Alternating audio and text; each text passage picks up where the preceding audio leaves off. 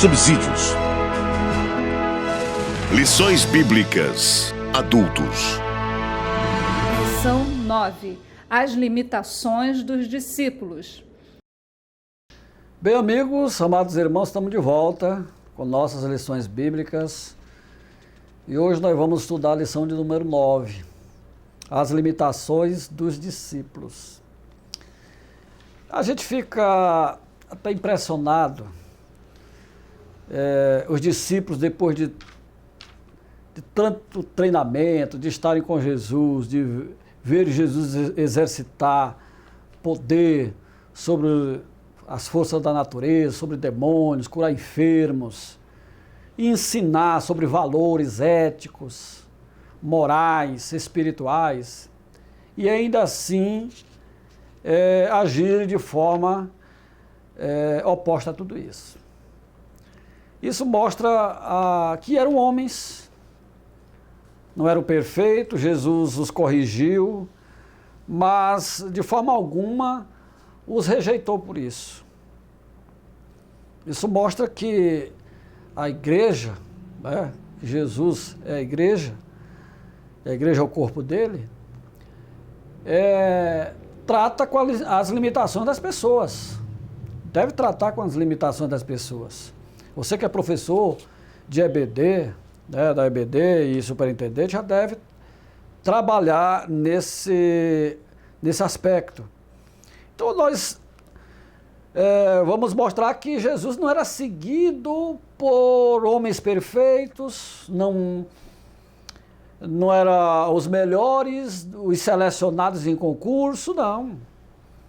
Pescadores, cobrador de imposto, pessoas que tinham uma vida condenável para a sociedade, até prostitutas que se convertem, que creem na sua palavra, na sua mensagem e agora se tornam seguidores. Isso é interessante a gente chamar a atenção. Mas esses discípulos tinham limitações. E a gente vai ver que eles tinham limitações na fé, tinham que lidar com a dúvida. Você vê na própria travessia do mar da Galileia, quando essa tempestade se levanta, e eles ficam apavorados. E a forma como Jesus fala, a gente vê como uma censura. Onde é que está a vossa fé? Eu não estou aqui, eu não dei o comando que a gente saísse de um lado e fosse para o outro. Meu comando não é que a gente chegasse do outro lado. Como é que a gente vai afundar no caminho?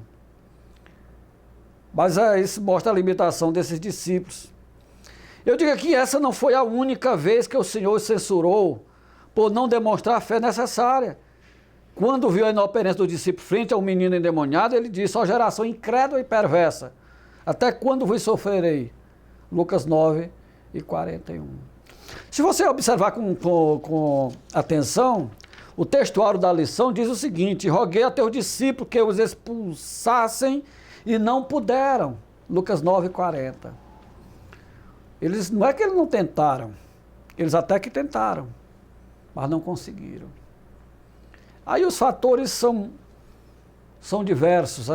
Eu fiz uma análise no livro Porção Dobrada, também lançamento da CPAD, sobre esse capítulo que nós acabamos de falar. Você pode até consultar, que vai lhe ajudar. E no livro texto há também uma explicação bem mais extensa do que aqui. Mas a gente vê a questão da dúvida de que precisava exercer a fé. Deus nos dotou da fé. Paulo fala da medida da fé. Aí o cristão precisa se conscientizar dessa fé, dessa graça que o Senhor já deu a ele. Eu falo também a palavra de Deus e a fé. Se a falta de oração traz incredulidade, por outro lado, a falta de conhecimento da palavra de Deus produz efeito semelhante. É isso que a gente vê ou mostra a história dos discípulos no caminho de Emaús. Desconhecimento da Escritura, daquilo que ela revelava sobre o Messias, e eles discutiam que era como se tivesse tudo perdido. Era um saudosismo, e aí Jesus se apresenta a eles. Nós não podemos nos afastar da palavra, Nós devemos pensar biblicamente, de acordo com o que a Escritura diz, para não andarmos nos nossos próprios conceitos. E o aluno da escola dominical deve se fundamentar nesses princípios da palavra de Deus como fundamento essencial, necessário para uma fé sadia. Deus, ele vela, a Bíblia diz, pela sua palavra. Não simplesmente por aquilo que teólogo fulano disse ou deixou de dizer, mas aquilo que ele disse na palavra dele. Isso é importante a gente chamar a atenção. Outra limitação que a gente vê nos discípulos, que você vai encontrar na revista, é quando eles precisavam lidar com a primazia e o exclusivismo. No livro eu faço um comentário mais extenso, mas a gente vê os discípulos até discutindo para saber qual era o maior. Qual é o que vai sentar do lado tal? Quem é o privilegiado? E Jesus vai censurá-lo, porque essa é uma cultura mundana. Da primazia, de querer ser o primeiro, de querer estar sempre em destaque, de querer os holofotes todos naquele rumo. Isso é perigoso e é danoso. Então Jesus vai mostrar que essa primazia deveria ser evitada. Eu digo até aqui que o adjetivo comparativo meison, traduzido como maior, nesse texto significa o quê?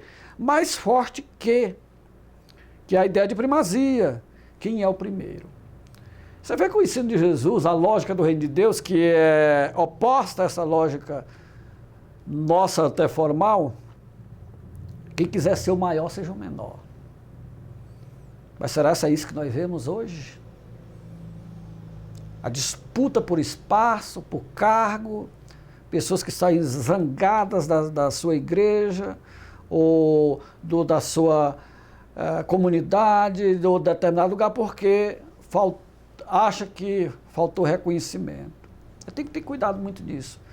É bíblico a gente trabalhar para Jesus, fazer a obra de Deus, mas sempre tendo cuidado para não querer ser o centro das atenções.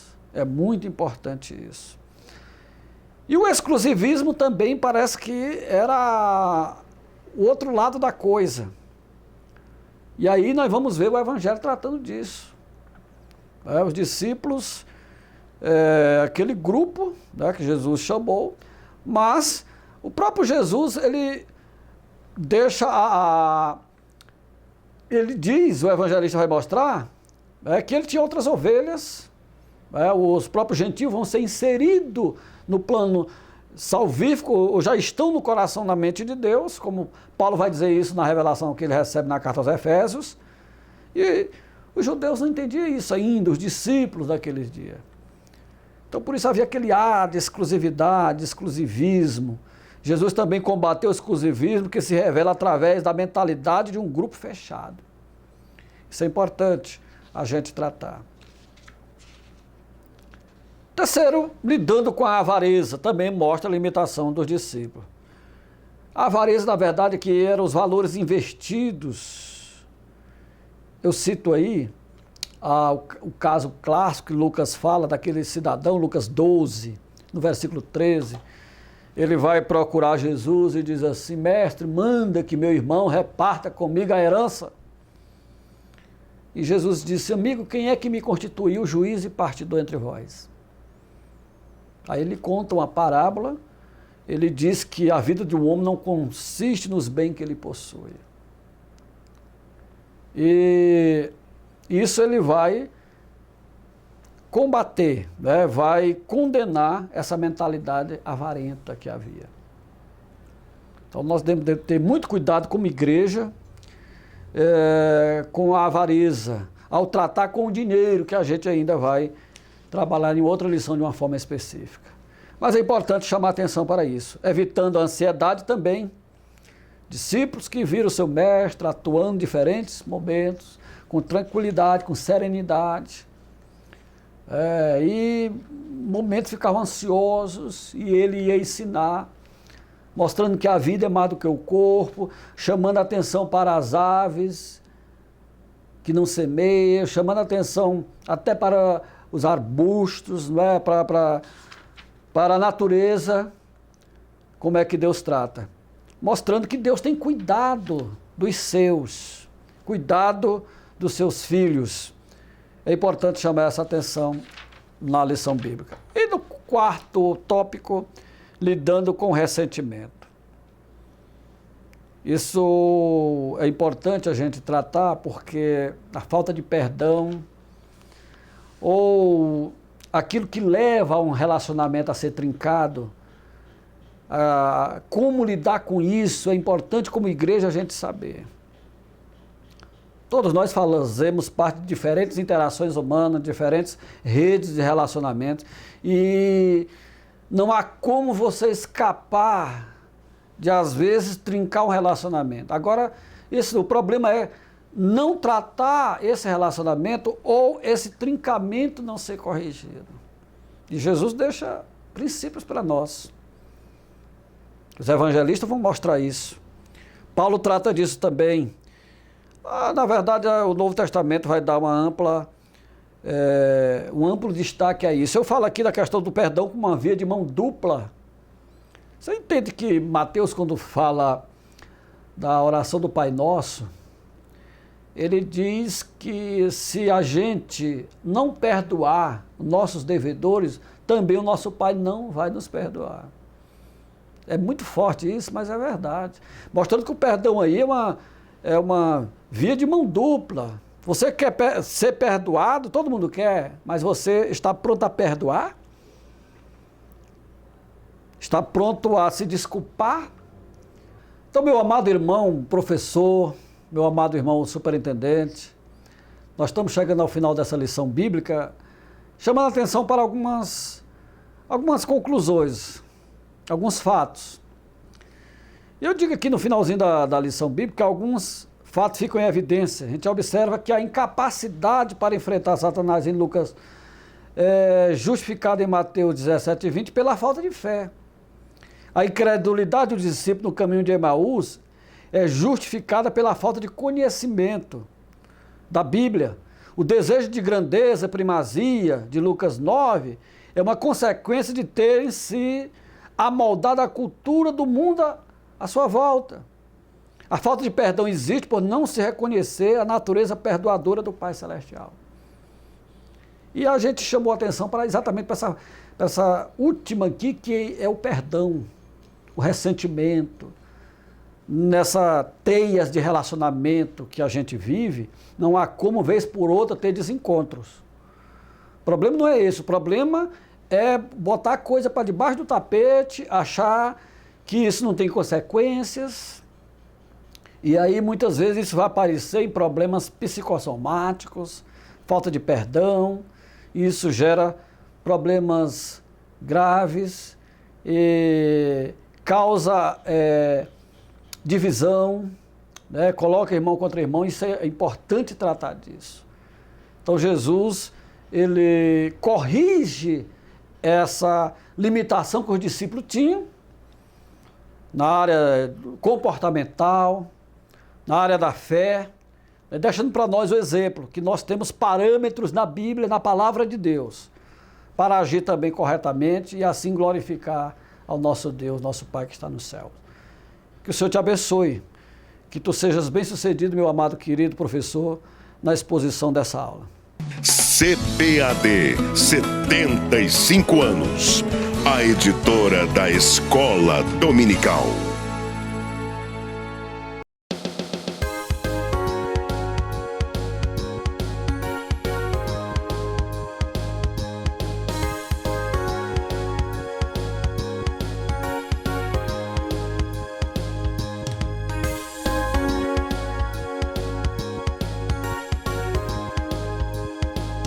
Uma história brilhante, escrita com